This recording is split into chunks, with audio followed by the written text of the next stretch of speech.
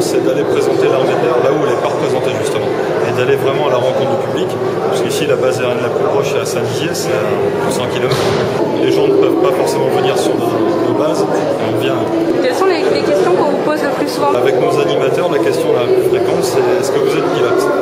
Et la particularité sur l'exposition des animateurs, il n'y a aucun pilote. Voilà. On a des mécaniciens, on a des moniteurs simulateurs aussi sur ce simulateur, mais aucun pilote. Et le but aussi de cette expo, c'est de montrer que l'armée de l'air, il n'y a pas que des pilotes dans l'armée de l'air.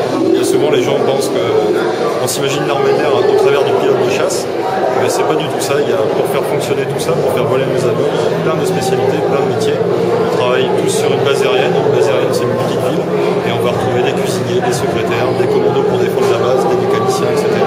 Et bien sûr des pilotes. Alors, ce qu'on va faire, c'est pour décoller, je te dirai quand tu le feras, mais tu pousseras la manette des gaz à fond. Tout ça fait.